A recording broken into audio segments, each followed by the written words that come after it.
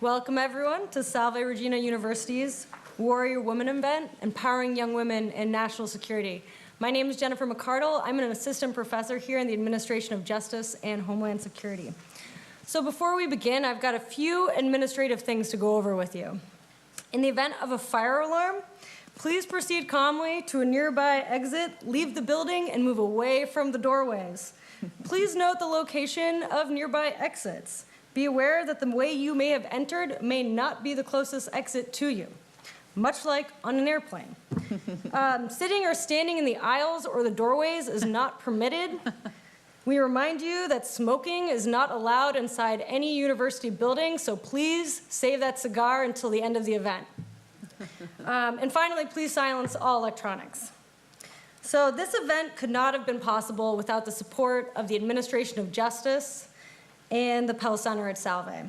In particular, I would like to thank Gianna Garris and Teresa Haas, Pell Center's communication and event gurus.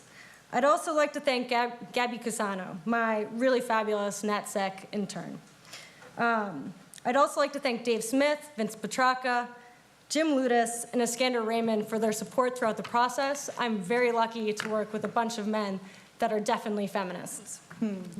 Moreover, thank you to Salve, a university that's run by some very strong women.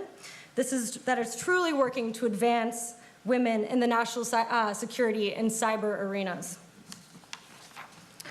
So while women have historically been underrepresented in the national security field, there's plenty of data that shows progress towards a more diverse workforce. Women now make up 45% of the general workforce compared to 33% just 20 years ago. Female admission into the military service academies and the top national security graduate programs is at an all-time high. Moreover, women have held some of the highest roles in national security: Secretary of State, Deputy Secretary of Defense, and Secretary of Homeland Security. However, despite this progress, a new report from the Center of New American Security highlights that those gains have not necessarily translated into proportional increases for women serving across the top of the national security establishment. Women leave the government workforce at much higher rates than men, and they're not promoted at the same rates. And this trend has been highlighted before. Indeed, in a much publicized and very controversial piece entitled "Why Women Still Can't Have It All in the Atlantic," Anne-Marie Slaughter, the former director of policy planning at the State Department, highlighted how current societal family expectations of women, when combined with the expectations of the national security workforce and very little social support, makes it near impossible for women to succeed in the national security community at the mid and top levels. Yet despite this, a really robust dialogue is starting to emerge in the national security community, and people are starting to realize that a diverse, supportive workforce is a positive workforce, not just for women, but for everyone. Indeed, diversity has shown an increase in team effectiveness and positive outcomes across the board. This Woman Warrior series is designed to contribute to that dialogue. So this past September, I moved from Washington, D.C. to Newport.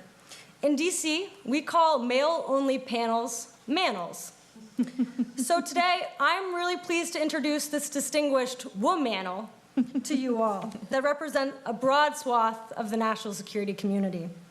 These women have held jobs or hold jobs in the Air Force, Cyber Command, the Naval War College, the Defense Intelligence Agency, the Office of the Secretary of Defense, Palantir, and the Department of Justice and the Bureau of Alcohol, Tobacco, Firearms, and Explosives.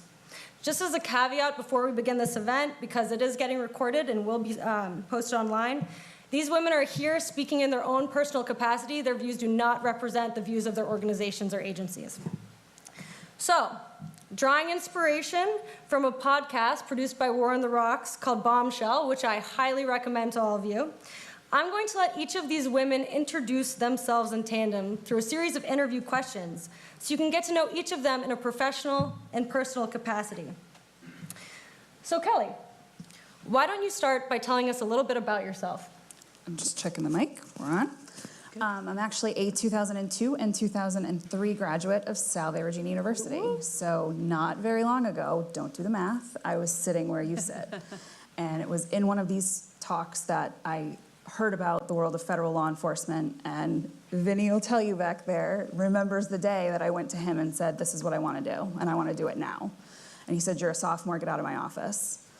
When it's your turn, we'll get you there. So he always kept that in mind, and when one came available, he said, if you want it, we'll start the paperwork, and that sort of was where it began. So I've spent 13 years this July with the Bureau of Alcohol, Tobacco, Firearms, and Explosives.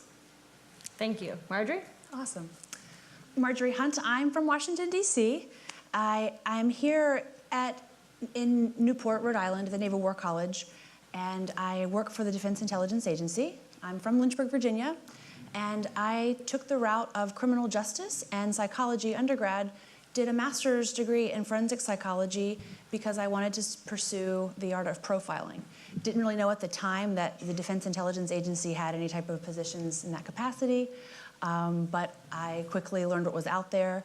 When I finished my master's work, I met a recruiter for DIA and started working there. It's been, well, don't do the math, but 14 years that I started working for DIA, and I love it. I love Newport a lot. It's fantastic to be here, but I totally do miss DIA and Washington, D.C. and the rat race that is, but I'm missing it. I'll go back in June. Yeah, did I cover your question? Yes. Awesome. Tara?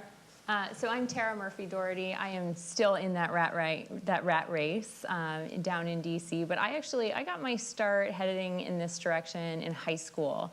I had an AP history teacher who really kind of made it click for me that there's a difference between thinking critically about history and current events and just learning history as regurgitation.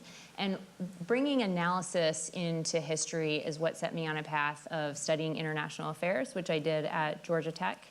And then I went straight to Washington, D.C. to do my master's in security studies at Georgetown University. From there, I worked at the Center for Strategic and International Studies, which is a big think tank in downtown DC, where I specialized in policy issues related to WMD nonproliferation and nuclear weapons. And that led me into the Pentagon, where I worked in the Office of the Secretary of Defense and covered issues ranging from those nuclear weapons policy to ballistic missile defense, as well as cyber and space. I really wanted to translate that into some private sector experience. And so after 4 years of serving the Obama administration, I left government and took a job with Palantir Technologies, which is a Silicon Valley company with offices all over the world, including one in DC, where we specialize in work for the national security sector. I also maintain affiliations with some think tanks, and I'm excited to become an adjunct professor here at Salve Regina and teach a course this summer. So sign up for my class. I'm Jacquelyn Schneider, and I got my start in national security because I got into a great college. My parents said, that's great, we're not going to pay for that. And so I got into Columbia University, and that was in 2001. I started ROTC, which funded me through college on September 10th, 2001 in New York City. And I signed my commitment, and I thought I was going to do like 4 years traveling around Europe and kind of like, you know, whatever security was back then. And then the day after September 11th happened. And, you know, I think for a lot of us in this kind of generation, that really shaped what we saw, what we thought of the world. So I got a degree in economics and political science, and then I went and became an intelligence officer. And I spent 6 years as an intelligence officer, mostly in Northeast Asia. And I worked on all types of intelligence, from technical intelligence to political and economic analysis to kind of raw collection. So stared at Northeast Asia in many different ways. And then I got out of the Air Force and went to the reserves. And I got my PhD at George Washington. My PhD is in international relations. And since I was a reservist, I started working at Cyber Command in plans and policy. So I've spent, it's now my 4th year as a reservist at Cyber Command. I now do academic outreach for Cyber Command, so if anyone's interested in working for pursuing cybersecurity in the military, please let me know.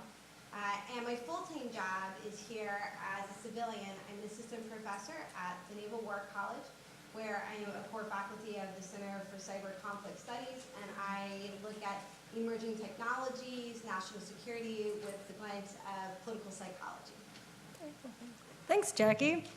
So why don't we start with you this time? So what has been your most interesting posting? Location or job type? Okay, and so I think that's kind of tied. So when I was a second lieutenant, which is your first job, I was 23 years old. I thought I was super smart. And I got sent to South Korea, and I was a watch officer. And I was the watch officer on duty when North Korea tested their first nuclear weapon. So that was probably like the most exciting time. And then I was in Japan later for the tsunami. And watching the recovery efforts and working on Operation Tomodachi was kind of one of those, like, I don't know, it changes your life kind of moments. Definitely. Mine. So I think probably my most interesting position, and this one is a mouthful, is when I served as Special Assistant to the Assistant Secretary of Defense for Global Strategic Affairs in the Pentagon. And that, I don't know if we have any fans of The Office out there, but it sounds a lot like assistant to the regional manager. But it actually was fascinating. And the reason why is because although I was of no significance in that role, my boss was of tremendous significance. And I had the opportunity to get a snapshot into how things really work in the national security arena in Washington, D.C., and in what I think is probably the hub of that, which is the Pentagon. And learning so much about decision-making processes, about leadership, and about fundamentally why things are the way they are. I think sometimes we look at what our government is doing and it just doesn't make any sense. It doesn't seem to match up with common sense. And this gave me a direct view into why things are, why those decisions happen, and why something that seems relatively simple when you hear about it on CNN is actually incredibly complex. Cool. Marjorie? Yes, my most interesting job and best posting was actually a 2-year assignment with the Director of National Intelligence. I was still a DIA employee, but assigned to the DNI. And I was on this rapid deployment team called RASER, Rapid Analytic Support and Expeditionary Response, RASER. And it was a fantastic opportunity that brought analysts together from across the intelligence community to be applied to hard problems, to have an analytic toolkit, per se, and apply this box of tools to whatever hard problem that might be under-resourced, might be underappreciated, it might just be a tough outside-of-the-box problem. That 2-year assignment took me, did a lot of fantastic training, for one, with analysts from CIA, FBI, NGA, NSA. That's the intelligence big five, if you're not familiar.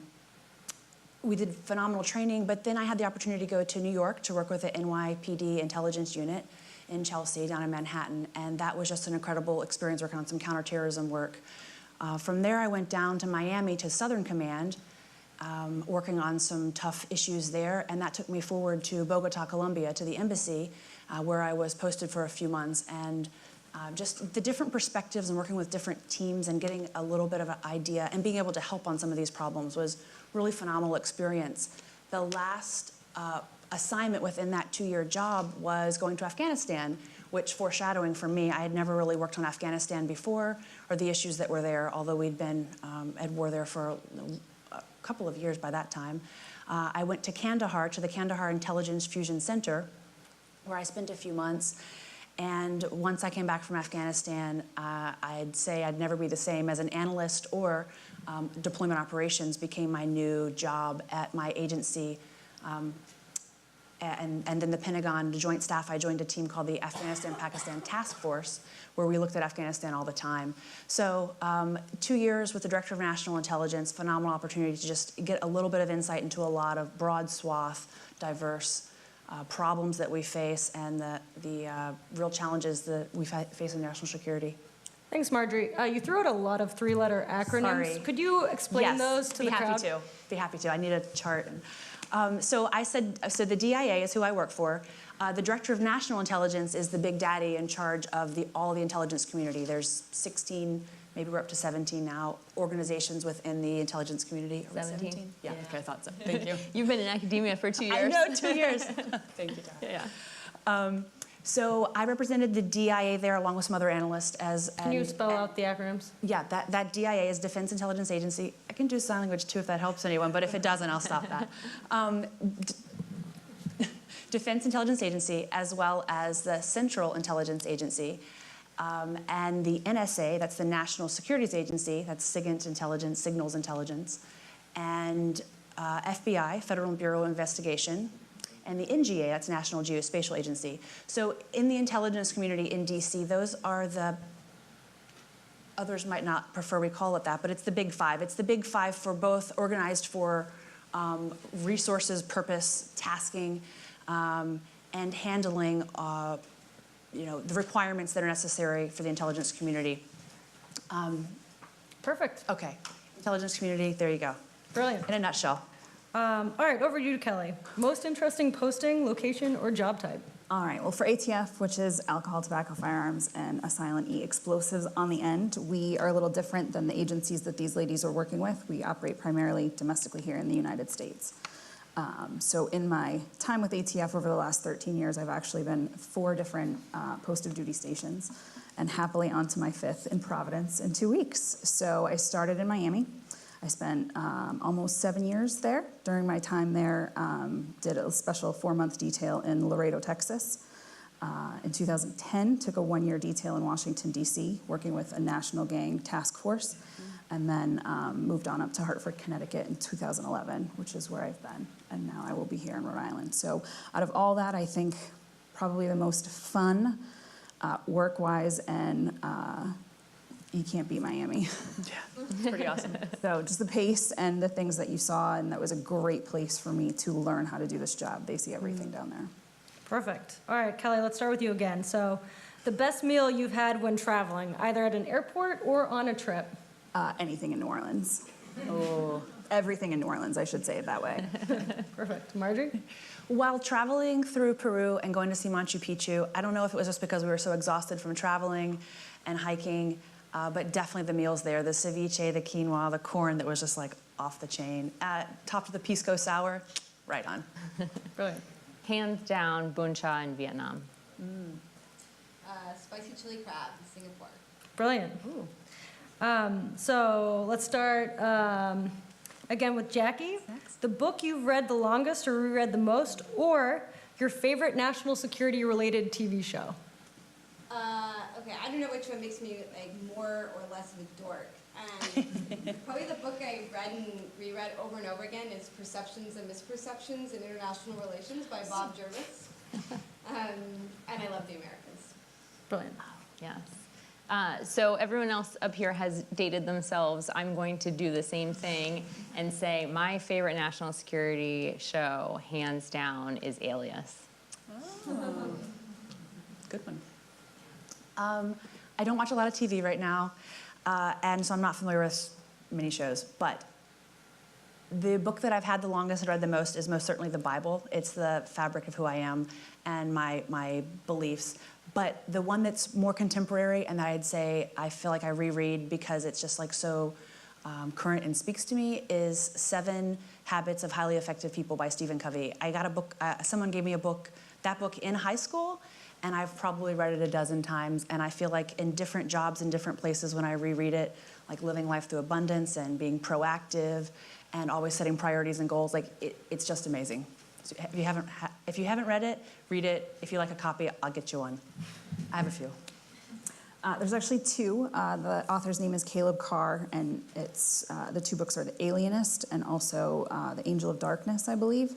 And just real quickly, the cast of characters that are in these books are it's set in the 1800s, early 1900s, and the cast of characters is, I believe he's a professor, but sort of delving into the profiling psychology aspect and using that in law enforcement before anybody believed that that had any relevance. And sort of the cast of characters includes, his houseboy who's an orphan, and a black man who's part of the staff at his home, and a woman who plays his secretary, and I think there's a set of Jewish twins that are very interested in science, so they're interested in fingerprints and other forensic science capabilities, and it just shows how, the whole world sort of scoffed at their ideas, and, they're on the unaccepted portions of society, and then they're solving all of these cases. So that really kind of speaks to why we're here tonight, and it was sort of the underestimation of what they were able to do.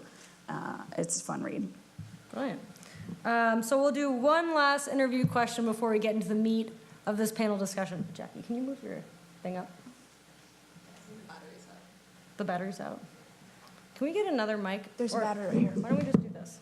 Oh, okay. There's batteries. A good one. Probably go with that, yeah. All right, so final question. Fan club you were a member of at some point in your life. Let's start with Jackie. I mean, I think this shows like how big a dork I was. I was never really a fan club person, but I'll reveal like the extreme dorkiness.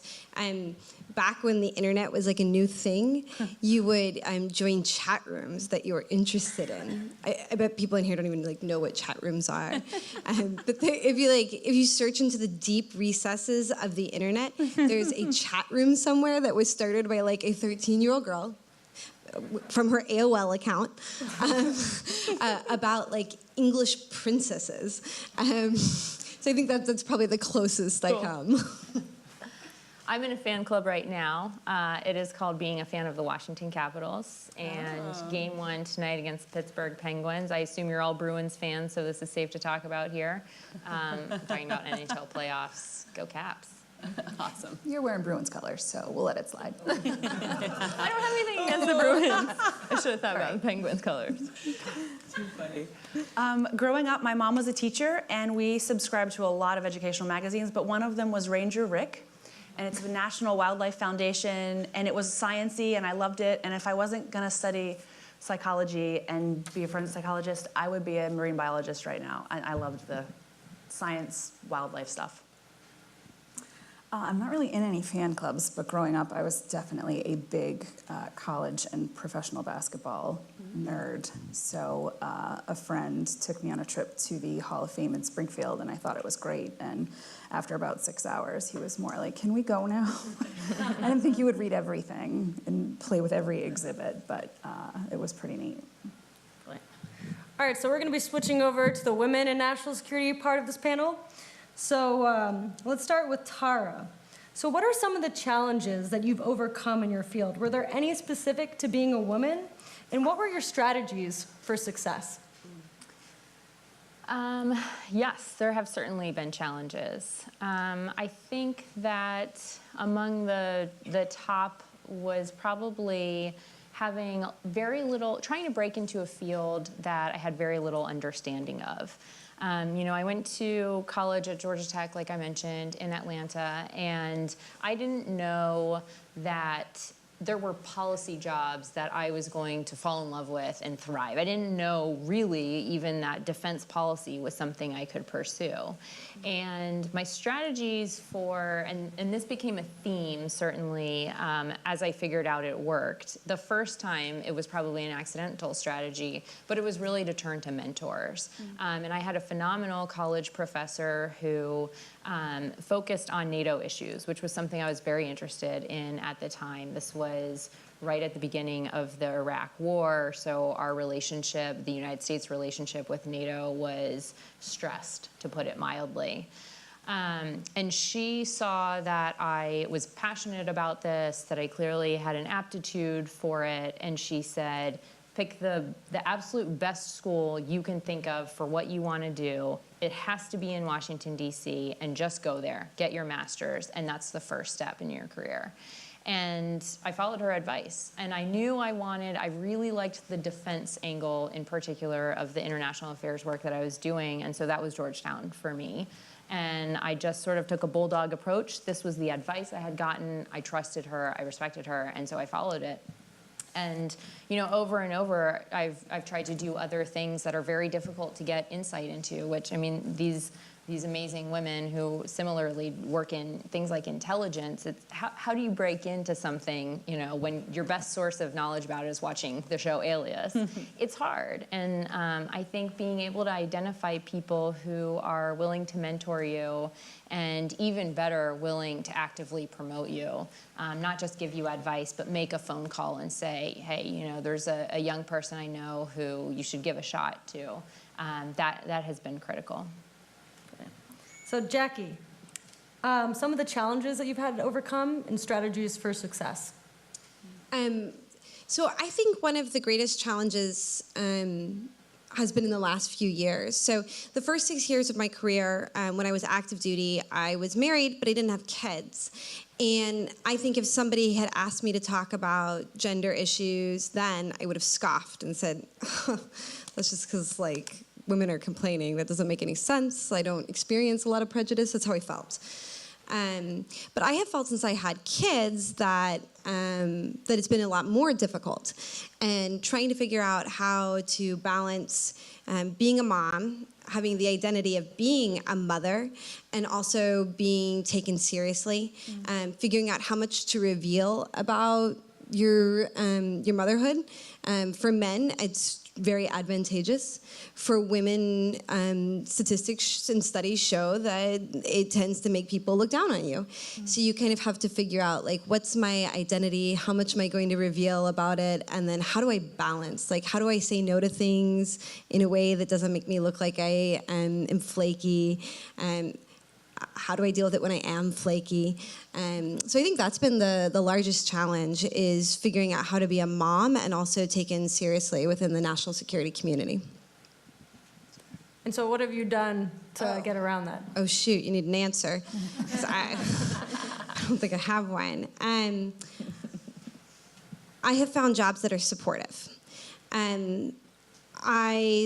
Especially at the Naval War College, I got the offer to come up and interview when I was 9 months pregnant with my second child. And I thought, do I tell them that I'm pregnant and I can't come up until I have this baby? And I decided, you know, I might as well. But I came up and did the interview when I was when I had a 6-week-old, and my husband came with me and watched the kid, and I pumped in the bathroom in between interviews. So I think my solution, first off, is, you know, lean in. The second is to find a community that's willing to support you and be your village. I had a war game meeting a few weeks ago, and I didn't have a nanny. And I brought my son, and he was a disaster, like not well behaved at all. And one of the other professors took him around the office, and I found my son, my 1-year-old, in the dean's office playing guitar with our dean. And if I had been in a different kind of environment, that wouldn't be accepted. And that would have been like a really bad situation. So I think finding communities and finding jobs where people are very receptive is, you know, kind of key. Tara, you're a new mom. Do you want to add anything to that? Only that I think it is really important what you said about being very careful about how much you reveal. I love doing this kind of stuff. I mean, who doesn't like talking about themselves, right? And I love sharing my experiences with other people, and I so identify with that. And I do not, I just had a baby. I don't talk about him at work. And I think a big part of that for me is because I work in the tech industry. The vast majority of my colleagues are men, and they all tend to be quite young men. So the challenges that I now face, not just as a woman, but also as a mother, I sometimes think that, I assume that they can't empathize. I'm not sure that's actually fair. And so I think what's probably really interesting here is, you know, how do you test that environment? Because I think probably a lot of places want to provide that support, but also how do you do so in a way that protects yourself so that you know, people don't perceive you as less serious about your career than you were before you had kids? Thanks. So Marjorie, any challenges you've had to overcome, and what were your strategies for success? I think by and large, challenges, yes. I mean, I think we all face them, male, female, all the time. When it comes to joining a new team, being low man on the totem pole, proving yourself. I always say that being in the right place at the right time is a great first start, having the right attitude, but that's only going to get you in the door and only get you so far. You have to follow your gut, know when it's right, and sometimes that just means listening to what your inner voice, your gut says. It is definitely a challenge in a male-dominated world, the military in DC, the government in general. But I definitely haven't let it slow me down. I think that finding supportive communities and groups of people, both men and women, that understand and are there to help you grow. Mentors are huge, I think, in a career. And I feel like for me, my mentors that I have, but also now mentoring others that are, giving back, sharing my perspective to help others whenever I can. So being in the right place at the right time only gets you so far. You're in the door, but having the right attitude and being able and willing to take the risk and work hard for it, that's my best advice. Perfect. Kellie? I feel very lucky, actually. My very first day at ATF in Miami, the special agent in charge of the whole field division was a woman, Julie Torres. The assistant special agent in charge at the time, Regina Lombardo, also a woman, took myself and another new female agent into her office and said, "Get settled, keep me posted, let me know what you want to do." And that was our first day. I didn't even know what I could do, but let me know what you want to do. And it was instant support. And Miami is a field office full of the most amazing female agents that I have ever gotten to work with. So I never had to struggle with being the only one in that field division. I have been the only female agent in circumstances since then. But that absolutely from day one set the tone of, this is doable, this is manageable. So our agency is really good in that way. Great. So we've been talking a little bit about the drawbacks, potentially, of being a woman in national security, but there are also unique benefits to being a woman in national security. So I'm wondering if all of you could comment on that. What do you think that you bring to the field as a woman in national security that others don't? I think people sometimes underestimate you when you're a woman. And that can be disadvantage, but I think it can also be an extraordinary advantage. I think that there are times when people may expect that you're the secretary, and so the bar is quite low. I get little lady at work all the time, which is funny because I have a PhD. I have 12 years of military service, and that bothers me. But when the bar is quite low, when you do perform and when you are kind of performing at the top of your field, I think people appreciate even more sometimes. So I think sometimes that can be a bit of an advantage. Yeah, I would add that I think there are, in general, and this is a broad generalization, but certainly there are skills that you can broadly assign to men and skills you can broadly assign to women that never are always true, but sometimes seem to be generalizable. So one example that actually Jenny and I were talking about earlier today is the strength that I believe women have in building consensus. And when I was in my first job at the Pentagon, I was able to go over to Geneva for the 2011 Biological Weapons Convention Review Conference. And what this meant is every 5 years, the United Nations brings together all of the member states of that convention, and you essentially renegotiate the really tough sticking points. And I was named one of the lead negotiators. And sitting across the table from Russia, China, Iran, as well as sitting across the table from the UK or Australia, each had their own challenges in terms of having to say no to our allies about certain things we didn't agree on, or push back on countries that we weren't surprised we weren't agreeing with. But I think that was an area where a woman in particular could shine. And certainly there were very strong male negotiators as well, but I think part of the reason that I was given that opportunity is because I sort of had a natural inclination to hear people out, to communicate effectively, and to build a consensus. And eventually we did get there. It was an exciting achievement. Very cool. mine is closely related to what Tara just shared. I think the biggest thing that females naturally bring to the table as a skill set is the ability to communicate effectively, and this of course is not across the board, but largely. Communicate effectively, build teamwork and consensus when working with teams. You may have heard referred to as emotional intelligence. Like, we're all born with an IQ, and that's your intelligence quotient. That's largely not affectable throughout your life. You can't really increase that score. But a score called an EQ, an emotional, emotional intelligence, your EQ quotient, that is teachable, trainable, and you can learn more about that and how to effectively use this skill set and build communication and empathy. That's something else that females, I think, that we naturally bring to the table, is we read people and we are perceptive as to what you're feeling and thinking. And if you get the body language of people that aren't really on board with what you're saying, you're going to stop and back up and let's talk about it. Sometimes, and I've experienced this and just seen it in general, certainly in the community of military and male-dominated community, we just push forward, keep going, and we don't really necessarily make sure everyone's on board and that we're all moving in the same direction. So certainly long-term, it's much more beneficial to have everyone moving in the same direction, on the same page, communication, teamwork-wise. I think females naturally have that ability. Brilliant.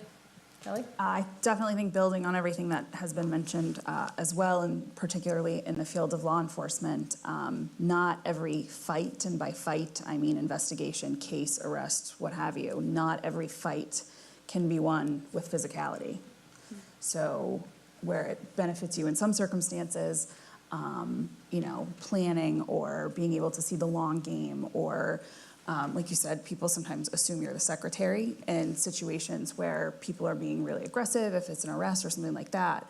Even though you're also an officer with the same powers of the guy standing next to you, they look at you, and it's a bit of a more softer outlet. So getting people to talk to us is a little bit easier. It sort of just takes their mind off of, you're talking to the same badge, but a different face. Great point. Softer side. All right, so final question in this section. So what advice do you have to the young people in the audience, not just women, on how to be competitive in the national security field and score that first job or that next promotion? Let's start with Marjorie. Oh, great.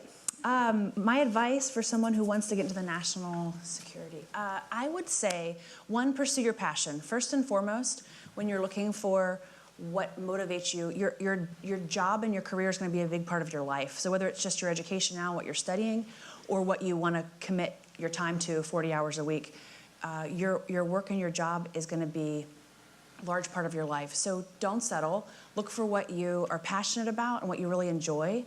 And if you get there and it's not what you think it's going to be, then keep searching. Build upon that and do something different. This actually, what I'm saying, reminds me of Steve Jobs' his commencement address to Stanford, I believe it is, and he says, "Stay hungry, stay foolish." And I think of that a lot. Actually, I have it written on one of my mirrors in a dry erase marker, just to remind myself, stay hungry, stay foolish. Like, always keep learning, trying the next thing. And foolish, don't be ridiculous, but always look for things that people might say, that might not work, or like naysay, bring it on. Challenge the things that you think are norms in that box, that proverbial box that we tend to think inside of so often. Like, take the sides off, blow the top off. I'm a little passionate about that, so I'll stop talking, otherwise I might go on forever. What about you, Tara? I would say become an expert.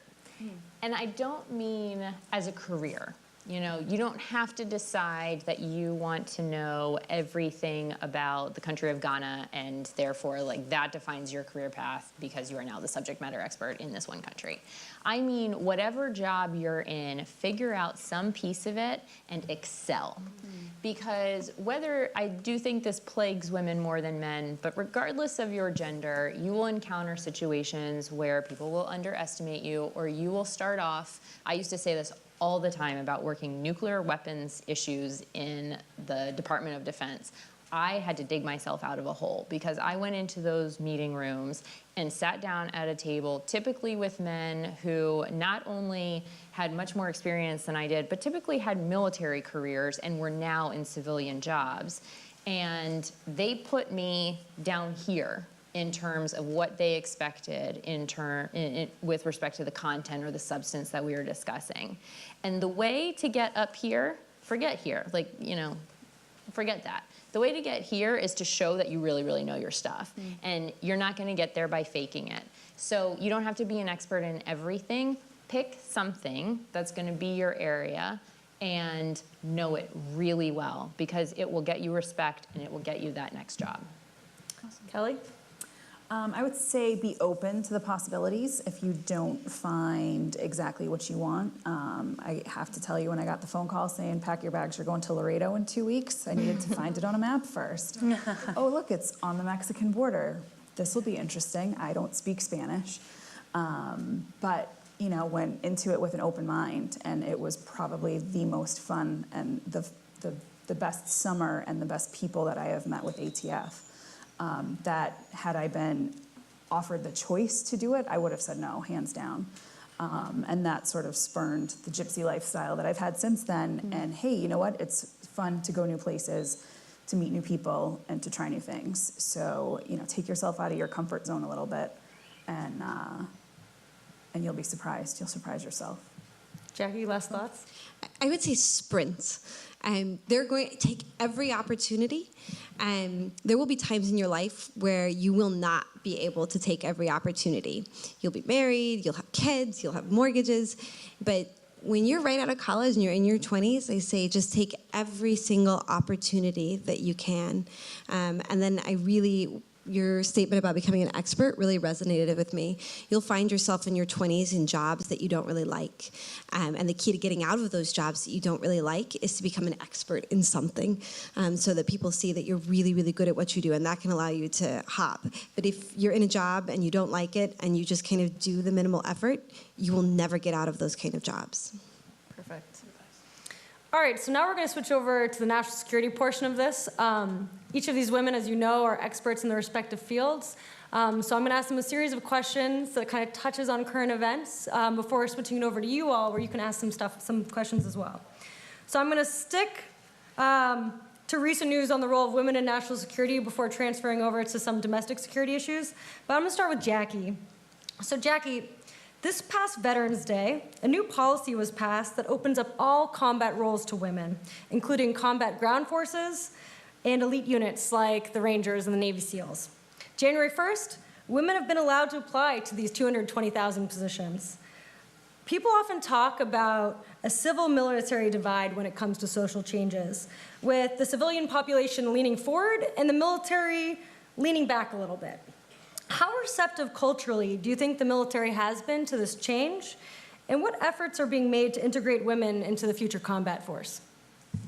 So I think that we've seen a strong divide between the different services in terms of their receptivity to introducing women in combat.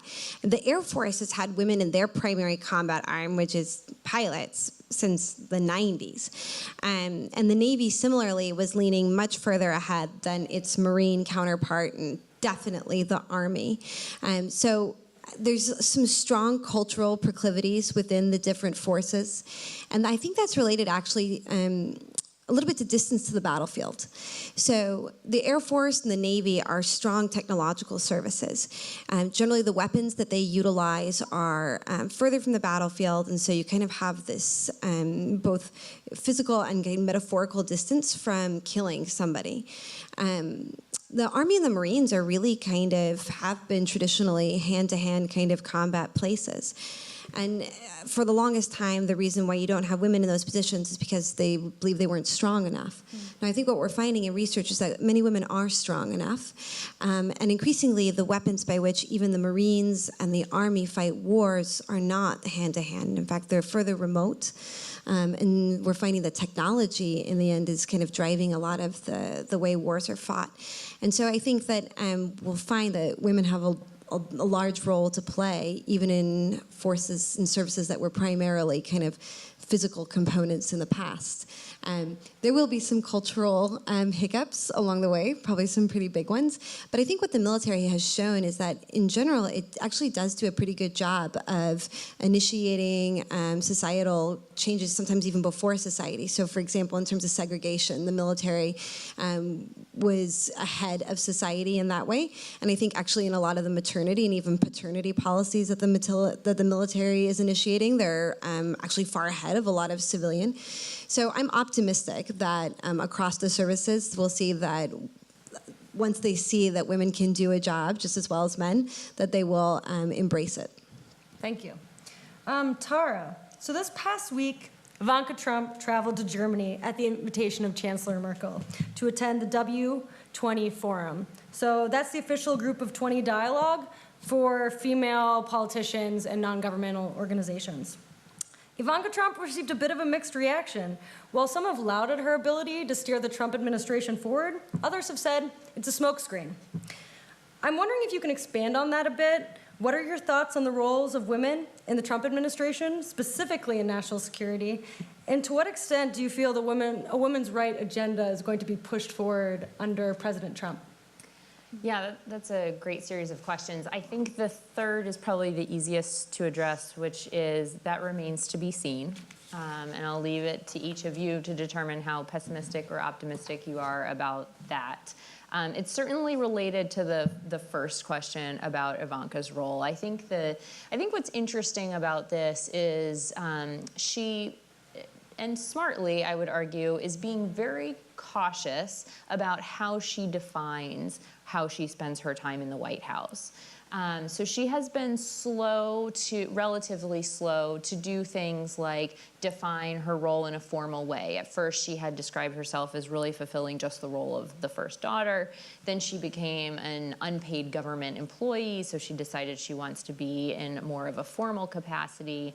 And I think the tension is really, do you believe that she is this voice in her father's ear that provides a moderating influence, which, that is what people are reporting, that she serves this function, and we've seen that with certain policy debates, things like around his position on Planned Parenthood funding and things like that, if you can believe it, have actually been tempered by Ivanka in theory? Or is it just a theory and she should be criticized for the fact that she can stand by someone who has made the kind of comments that he has and holds the positions he does with respect to women and women's rights? So I think that I think that's why there's this duality to her, and I think that's part of what continues to pique people's interest. Your middle question, though, I think is an important one, which is really about the role of women in his administration, and particularly the national security sector. I think it's abysmal right now. There are 2 female cabinet members, which actually is not bad, given historic administrations. But neither one of them are in national security positions. And the women who have been put forward by senior appointees of President Trump's have been shot down by the White House, or that's what that's what insiders are saying, and it does seem to be the case. So a great example is Ann Patterson, a top diplomat, an extremely accomplished woman who served multiple of ambassador roles. Secretary of Defense Mattis wanted to put her in what's considered the number 3 job at the Pentagon, which is the Undersecretary of Defense for Policy, and the White House rejected that. And it's not the only example.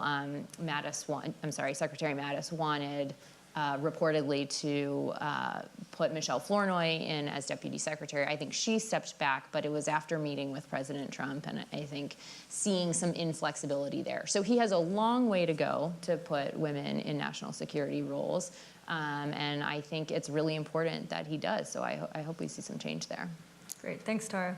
So I'm going to go back to you, Jackie, for a moment. So last month, there was a large scandal in the news that broke that members of the U.S. Marine Corps were being investigated for allegedly sharing naked photos of female service members, veterans, and other women in a closed group on Facebook. Some of the photographs were taken without the women's knowledge before being shared to a group of 30,000 members. As a member of the military, what was your reaction when the story broke? Do you think this is a systemic problem within the military? And do you think the military's current efforts to rectify this are enough? So I wasn't that surprised. I will say that I never felt like I experienced sexism when I was in the military. But I know a lot of women who did. And it did not surprise me that a group of men would have a Facebook page that did that. I do think that the service commanders are taking it seriously. And I think they are putting their best step forward. One of the big problems the military has is when we have these issues that float up to the surface, they kind of separate women and men in their response, right? So, okay, sexual assault is a big problem. Well, that's because women and men don't work together very well because women are sexy and men want to have sex with them. And so, therefore, we must put women in this part of the camp and men in this part of the camp. And this kind of segregation of men and women, I think, actually increases some of the problems because it kind of like creates the same thought process that they were worried about fixing. So I hope that those types of policies aren't the kind of policies that we end up seeing in response, and instead that what we see in response is kind of the further integration of women, so that you normalize the fact that women are things other than being sexual kind of figures, and that they're, sisters and moms and people that you work with. So that's a long-term, hopefully that'll be a long-term process though. Thanks, Jackie. So switching over to domestic security issues, Kellie. So several years ago, GQ ran this amazing article, which honestly you all should read. It was titled, "Oops, you just hired the wrong hitman." It's fascinating. Basically, it details ATF's work having some of their agents go undercover as hitmen to root out people that were trying to hire other people for murder. So can you talk a little bit more, Kellie, about ATF's undercover work? And have you ever gone undercover or worked with people that have? I myself have not, but I have worked with male and female agents who have. And specifically in murder for hire plots, we also have, they call them home invasion robberies, and not so prevalent up here, but Miami, they were sort of a hot spot for that. And basically it's a formula, or we kind of bring it down to a checklist of things that need to happen with the bad guys in order to pursue it. So if they are predisposed to be participating in this criminal behavior, we absolutely will go to some pretty great lengths to put somebody in their way and make sure that those crimes don't happen. So our crew of UC guys are anything from, clean cut to, I mean, if you saw them walking down the street, you would probably cross the road and walk down the other side. But deep down inside, they're the biggest bunch of teddy bears and the best men and women I've gotten to work with. I was able to work with a few who had done an investigation into the Outlaws motorcycle gang, and listening to some of the tapes of what they participated in, and that's some serious stuff. It kind of took my breath away a little bit. And they asked, hey, would you have jumped on the back of the bike with us? And I was like, God, I would love to say that I would have, but what would I have done in certain situations? Those guys are so cool, calm, and collected, and they're getting stuff thrown at them 90 miles an hour. And in their head, they're thinking of, how do I make this into a prosecutable case? Which is a huge dialogue to be having with yourself when you are drinking at a party or a barbecue, or someone's talking to you about how much they want to kill their ex-wife or something like that. So it's a special talent, and those guys definitely put their lives on the line and do an amazing job. The one time I was asked, it ended up falling through, but a group of our UC guys were planning a deal for later that evening, and called me and asked me to come and if I could meet up with them. So, hey, what's going on? And sort of their most senior agent came up to me and said, I have a question for you. And he kind of looked a little bit apprehensive, and he was like, do you think you could play the role of the bitch girlfriend? And I said, how long did it take you to figure out the correct way to ask me that question? Like, it would be a stretch, but I think I could handle that. So while women may not play the traditional role of what you think of as a UC, if you have someone sitting in the car next to him, and like we discussed earlier, and in that situation, please underestimate me. Please. Because, you know, if you think that you're gonna put one of my guys in danger, and that, you know, if that's extra eyes and ears closer to the situation, if it's, you know, if it makes the situation safer, I can relay what's going on and let the UC concentrate on what he has to do. So, you know, you find your role, and it's not the main role, but it's just as important. Thanks, Kellie. That's a great story. So can you also talk a little bit about some of the challenges you've faced as a federal officer when working alongside state or local law enforcement? Well, we very closely mirror basically what local and state police departments do. So there's maybe a handful or about 10 laws that we primarily live in. It's violent crime charges, it's drug, narcotics, and firearms charges, and a combination of them. And we don't just sort of swoop in and take away from what the PDs or at the local and state level are doing. I've always worked on task forces. Because I've moved around a lot, you sort of sacrifice the ability to become ingrained in your community. So the idea of spending 20 years as a Newport police officer where you walk down the same street every day and you know people by name and you get to say hello and you know, you have that familiarity. I lose that because I move around a lot. So we rely on the local PDs for that piece of it.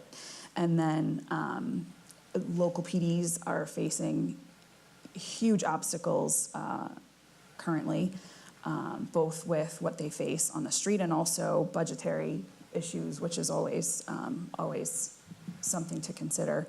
And we sort of mirror up and can work with them and can provide sort of long-term support on cases that are maybe bigger than what someone or an officer could handle in an 8-hour shift or a small detective unit could handle in the time that they're allotted. So we have a lot of resources that we can devote to sort of, instead of one crime at a time, take a broad picture and we sort of take everybody.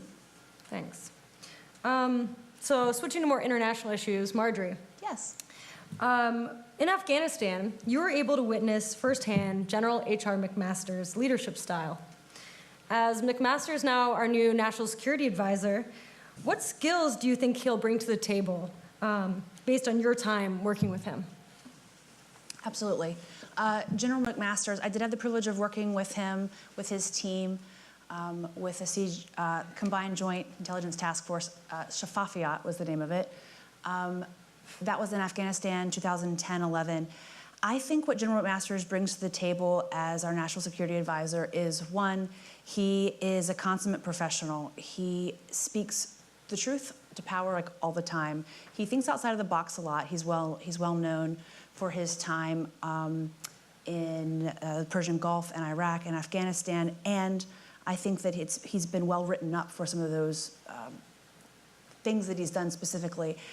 Witnessing him in meetings and our morning stand-ups and our evening roundups, I think that one of the best things about him was his communication ability to, when we're going around the table and talking, he was able to draw out of everyone, what are you thinking?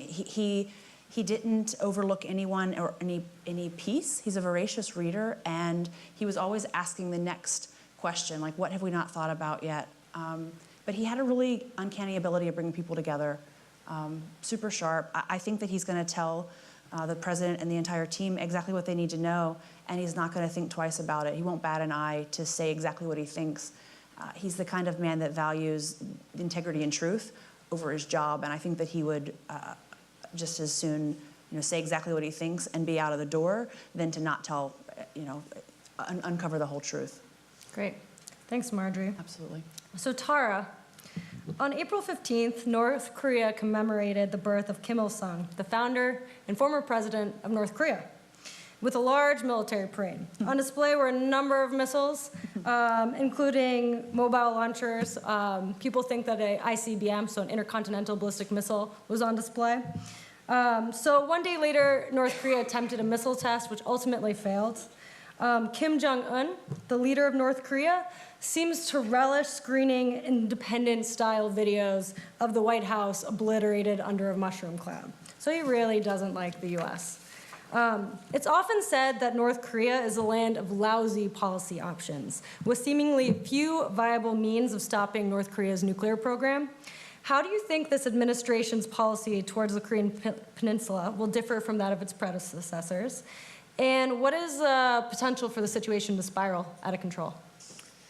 Yeah, unfortunately, I think the potential is very real.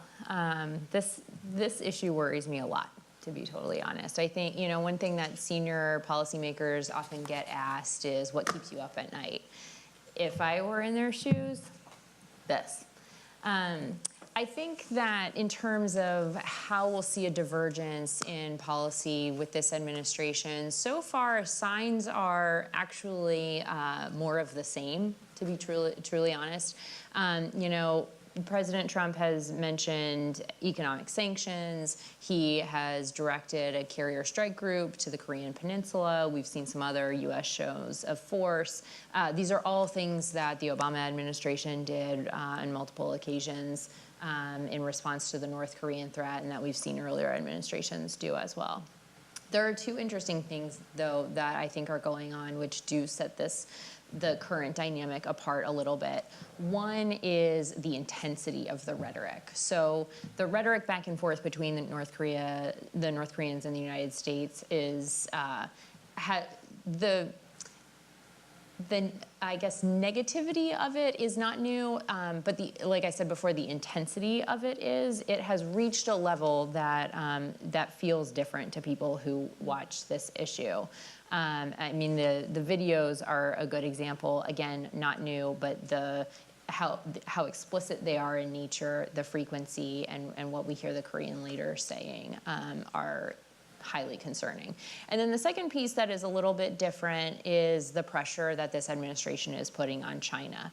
In and of itself, pressuring China or calling on China to take action, to step up to its role in dealing with the North Korean nuclear program, also not new. But this was actually an area where I thought the Obama administration could have done more. It exercised quite a bit of restraint because the U.S. relationship with China is so complex. And it felt, when I was in government, like we were often making trade-offs. We were always making trade-offs, that's the policy world, but we were so often, when dealing with China, making trade-offs between you want to pressure them about North Korea, but we really wanted them to behave better in cyberspace, for example. And so you might not be as aggressive on one front because you're hoping for better behavior in another area.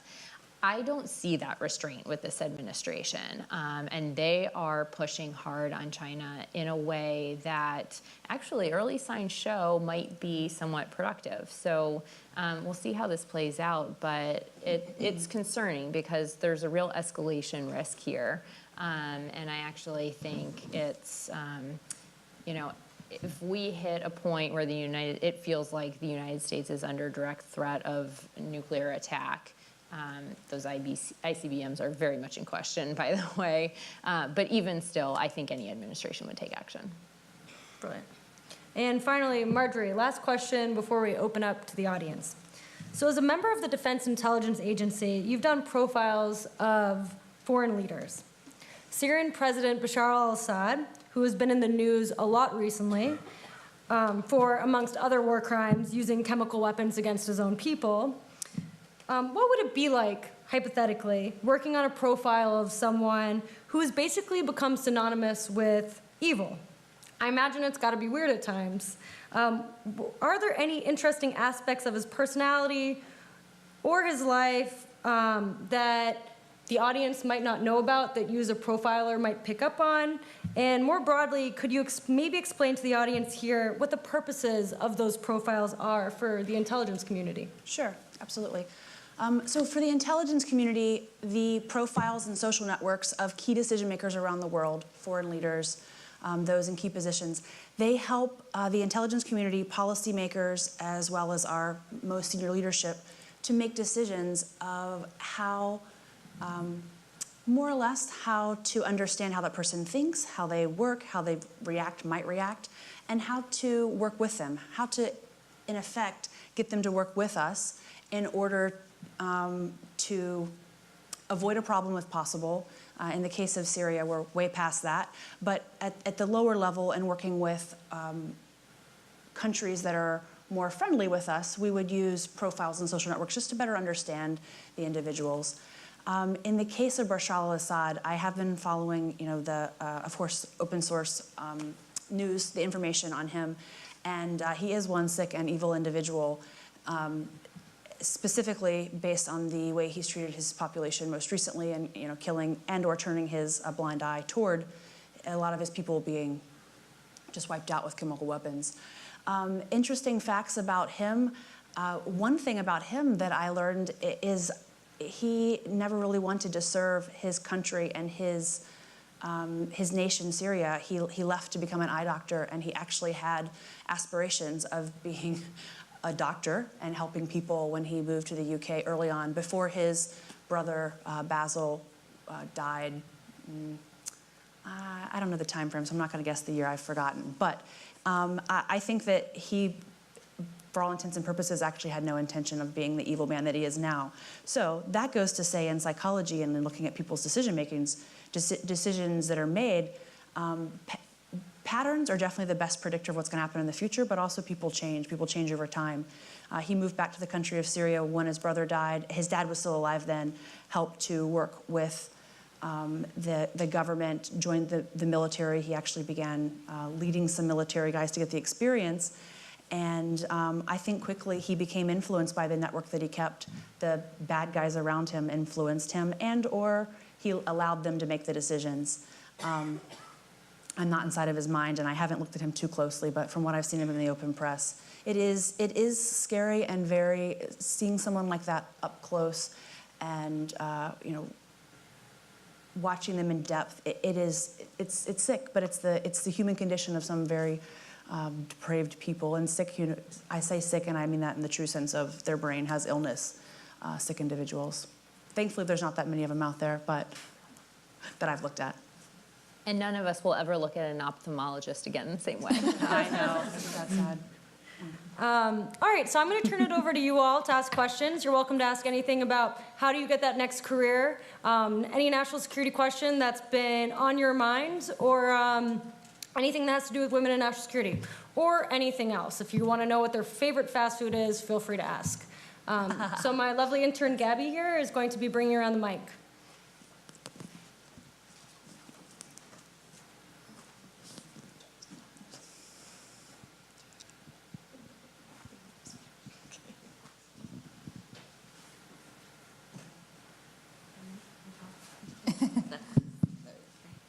Hi, I'm Allison. I'm a grad student here for 3 more weeks.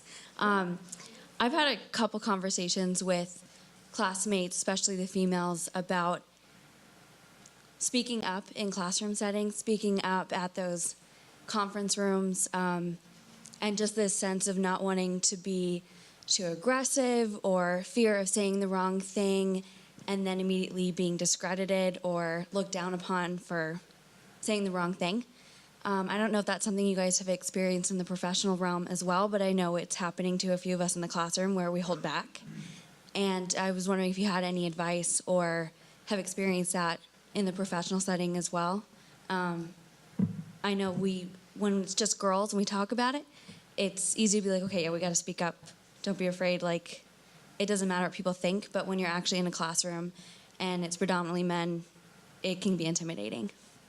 All right, before throwing that to the audience, I will just embarrass Allison for a second. Allison, you're one of our strongest students. Always speak up.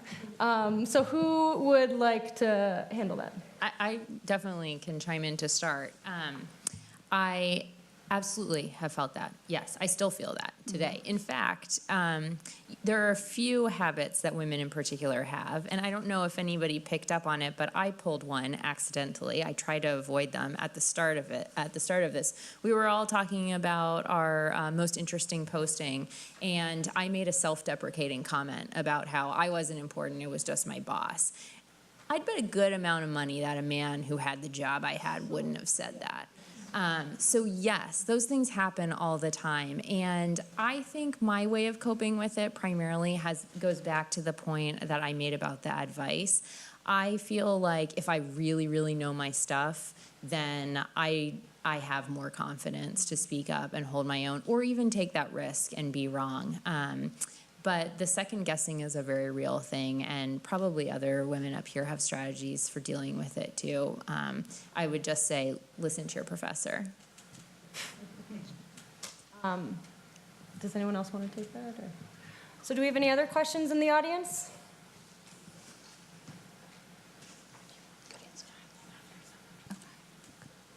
Good evening. My name's Kim. Yeah, I have my master's in international relations from Salve. And now I'm attending Roger Williams Law School, and my focus is national security and international law.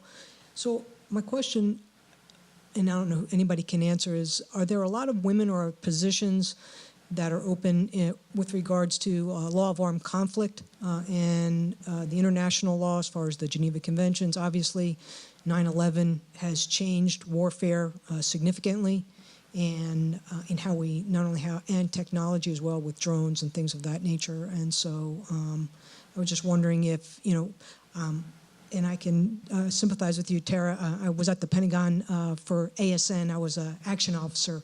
4D 548 was the office. So not in the high rent district that you were in, but a level down. So I was just wondering if you have any insight on that. Yeah, I actually, I work very heavily in the kind of the law of armed conflict arena, because I look at unmanned technologies and cyber. And there's some really strong women who are doing this. There's a professor at Cornell, Sarah Krebs, who's a former Air Force officer who's also kind of very heavy in this field. I mean, anytime you're talking about technology and war, it's going to be predominantly men. That's, I think, very rarely is that not the case. I mean, the good thing is, like, the women's bathrooms are usually open. Right. But I think that, especially these fields that are dealing with technologies are much more, I think there's a lot of opportunity for women. I come from a community that has worked very heavily with technological intelligence, and there are a lot of really, really strong women there. So I think that I think it's a field that's ripe for men and women, and I think that women should go for it. Thanks. Other questions? Good. Okay. Hello, how you doing? Hi. My name is Noel. So my question was specific to Kellie. You're a federal agent, so you must know a lot about this. But my question was in regards to your new applicants that you're getting, or the ones that you're looking for. What are federal agencies looking for, like specifically in all areas, experience, education, languages, anything like that? But I was wondering if you could answer that. Or even better, specifically to your agency, what are you guys looking for recently in the new applicants that you've been getting? Well, one of the good things about the federal positions is their hiring process is sort of standardized. So for any of the three-letter agencies that we've talked about, and FBI, DEA, ATF, and the second half of that is it's even better, it's all online. So for federal criminal investigator job series applicants, there's a website called USA Jobs, where you can go online and create a profile for yourself and sort of peruse what's being offered. And different announcements for different jobs will list what their requirements are and what your options are. Sometimes prior military experience is included, prior law enforcement experience if it's at the state level. Master's degrees come into play, a specific skill like law school or language, accountant, any special skill, computers, you would certainly highlight. And you can sort of get into detail. So I would suggest if that's the area that you want to go, be familiar with that website. You can create your own user profile, so start filling some of that stuff out. And it's a lot to take in the first time, but the more time you spend with it, the more familiar you are. And they're pretty much standardized between the agencies with what they ask for up front. So. Kellie, I just want to pull on that a little bit. Sure. Are there any skills that you can identify right now that are key gaps for the ATF that students or young professionals might want to steer themselves towards to acquire those skill sets before applying?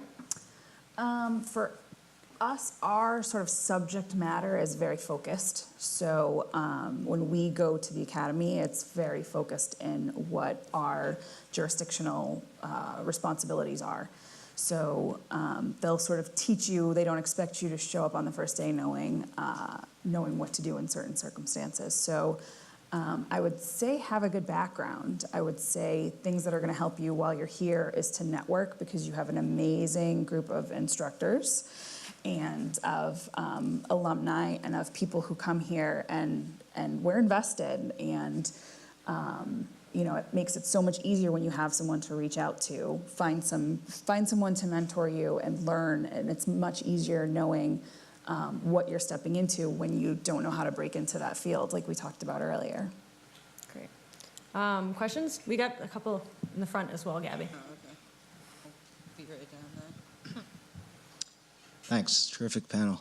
I guess I'd like to direct a question to anybody who wants to field this. I'm hearing here, as well as I think in general in this conversation, a little bit of a tension between identifying as a woman in a national security job, recognizing some of the disadvantages as well as some of the advantages that you may have as a woman. Tension between that and not wanting to be treated differently. And I think as a, I guess, theoretical or conceptual matter, you'd probably say that it's better to be treated equally. I think that's the basic premise. But as a practical matter, I presume you just don't have that choice in a national security field where you're going to immediately be looked at as at least a member of a minority in the best case scenario. So I guess from a practical standpoint, how have you thought about and how have you learned about in the process of your careers, I guess, leveraging your advantages as a woman or playing up in some way the distinctiveness, as well as learning what the norms are in the field and trying to be a good soldier regardless of gender? Who wants to field that? It's a tough one. I think having, so I would prefer to be treated equal than to be treated different. I think that's absolutely accurate. For me, recognizing that's probably not a fact, having strong networks of women that I work with and that I look up to, I think that's extraordinarily helpful. So I've had the honor of working with really strong women professors, really strong women officers, and also really strong women kind of civilian policymakers. And joining kind of networking groups that you can discuss issues that maybe you wouldn't want to bring up with your male counterparts. That way, kind of at work, everything's close to the same. Though I don't keep my mouth shut and I complain about it all the time. But having like those networks of women, I think is extraordinarily helpful. And then it doesn't necessarily have to kind of like be something that you highlight all the time, but that's something you kind of deal with. Marjorie, do you have anything you want to add to that? Yeah, I was going to say, you're absolutely right. It's a precarious position to want to be treated equally, which we've established we do, but also you want to stand out for the absolute fact that you want to be the best at your job. I think that most of us up here are probably that type A personality of we're working hard. We want to be known for being the best at what we do. So you want to stand out in that regard, but you don't want to stand out for the simple fact that you're a female. However, that being said, males and females aren't equal always in their abilities and things they bring to the table. So there's also a we want to be valued for the extra things we bring, but not held back for the things that we don't bring, like might be, we have families and we have other requirements that keep us out of the office, or I don't have one yet, but I'd still hope to.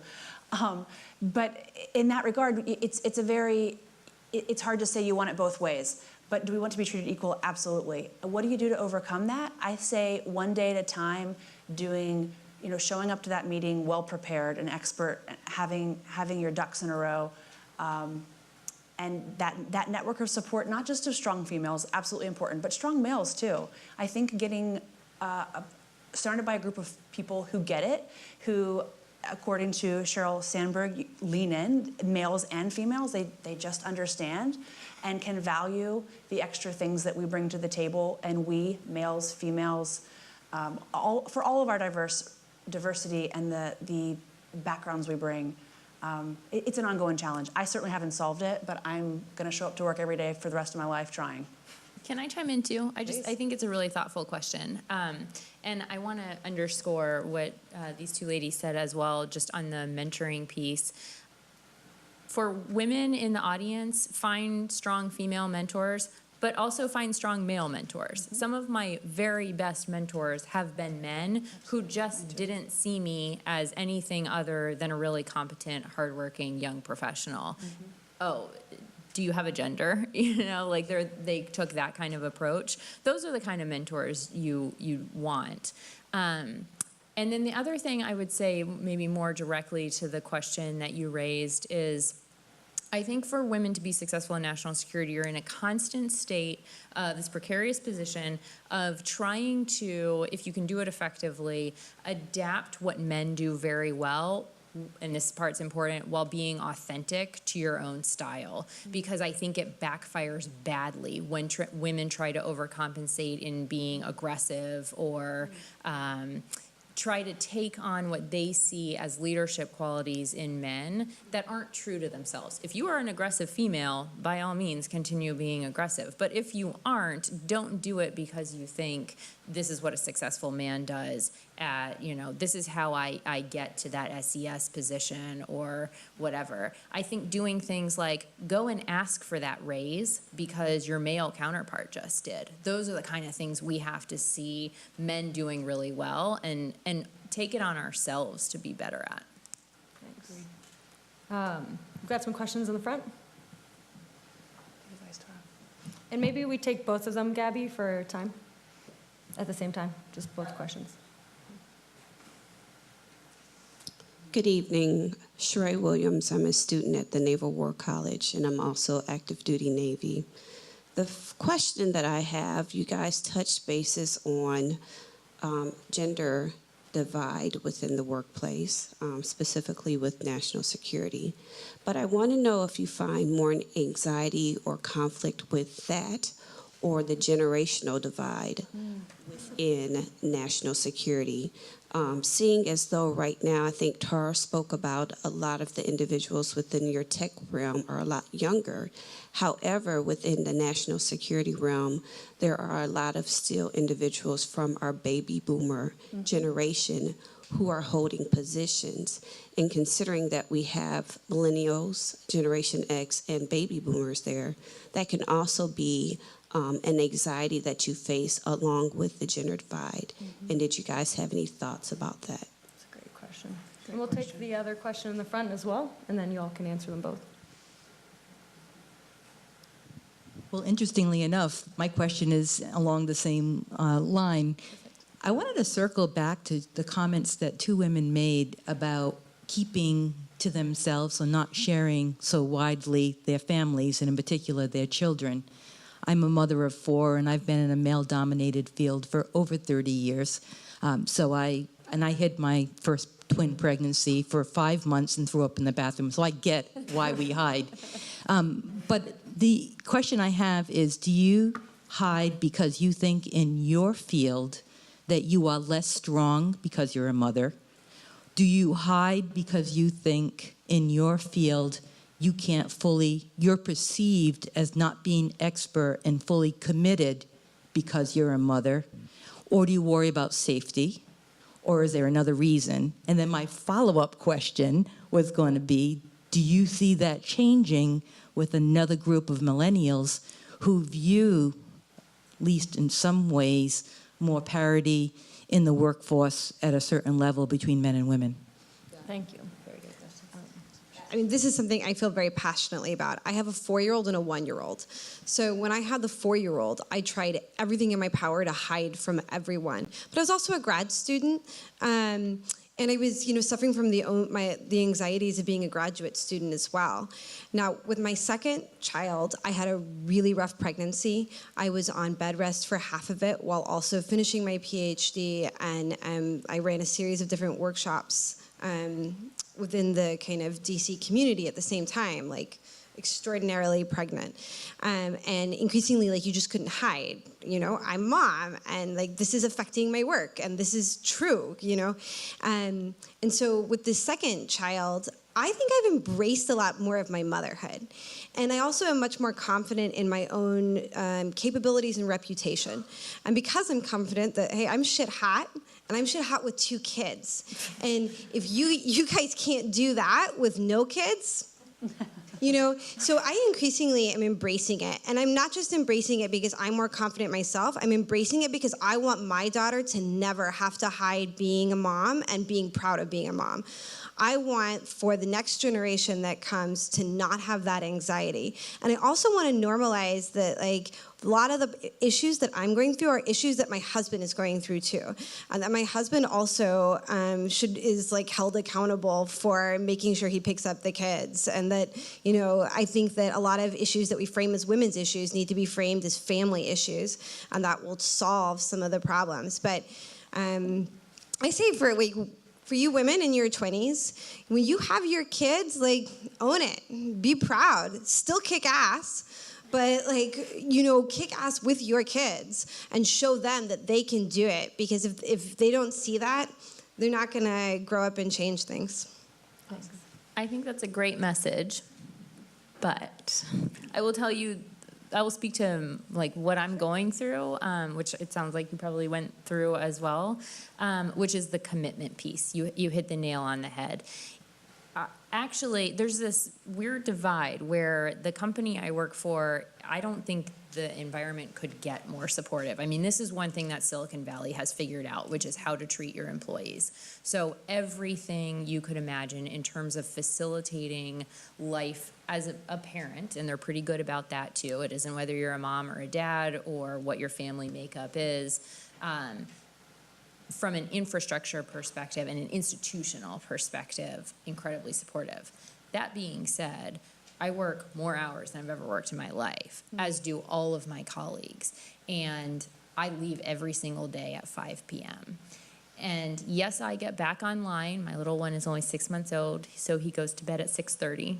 How adorable is that? Mm-hmm. And I get back online at 7, and I work until my head is doing this in front of my laptop. And I know that my colleagues know that abstractly. They certainly see me keeping up with my work. But I also know that if you are, maybe a 25-year-old who doesn't spend a lot of time with people with kids, and you see me come in at 8:30 because my nanny doesn't get here till 8 and leave at 5, you are going to look at me differently than when I showed up at 7:30 and I stayed till 9. And I'm not sure how, I think the normalization is important. Until then, it's hard. Great. And do you want to address the generational? Yeah, I'll speak to the generation thing because it's something that at Defense Intelligence Agency we talk about a lot. When I arrived post 9/11, a lot of hiring in the intelligence community, they were actually standing up the Human Factors Analysis Center that I was a part of for the first 8 years as an analyst at DIA. Look around, and it was a lot of retired military, former and retired military, and a lot of the older generation, because we had just gotten this big kick of money and extra resources being thrown at national security and intelligence community. The whole building was full of people that had been there for a long time. Thus the generational gap. So it was a real problem, not only with communications with the next generation, previous generations. It was a communication problem of them just understanding where we're coming from, understanding the value that each of us bring. And they had, they were the wealth of knowledge of our agency, and a lot of them were ready to move on. Some of them weren't. But they had a lot to give. And we, as young academics, fresh from school, fresh from undergrad or master's degrees, and some fresh from business experience had a lot to give as well. So we had lots of sessions, and speakers came in, and different people with different advice and ideas on how to form groups to better understand one another. We did this whole series on Generation X, Generation Y, the millennials, like more or less just understanding each other, understanding the best ways to collaborate, a lot of teamwork sites, SharePoints, that kind of thing, understanding how to use those. Definitely a problem. I'd say it's an issue that we're still addressing day by day, but one by one, we are working to fix it, work on it, address the new and emerging challenges that come along with it. Even now, when I go back to my agency in DC, and after being gone for 2 years, I'm pretty sure that it's going to feel like who are these kids? Like, what? Because I am part of the older generation there now, at least, yeah. Having a hard time swallowing that one. I know, I don't want to.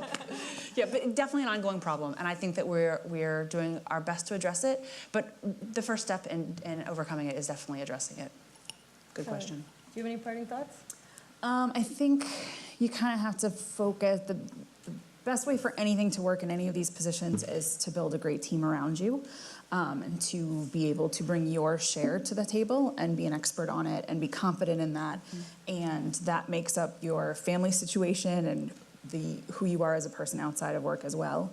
And take what you can from everybody. Guys, listen to the girls in your class. Girls, listen to the guys in your class. You spend more time at work at this point in your lives, and it is essentially your family, and it gets easier and you're more successful if everybody plays their role and you sort of work like a well-oiled machine. So, it's some agencies or jobs will work a little bit more independently, but always make yourself a valuable member of the team. Thanks, Kellie. So I'd like to ask you to join me in thanking these panelists for an excellent discussion tonight. Well done.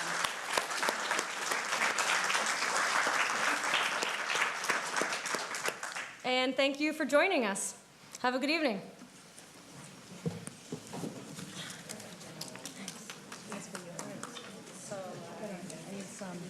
Need a signature?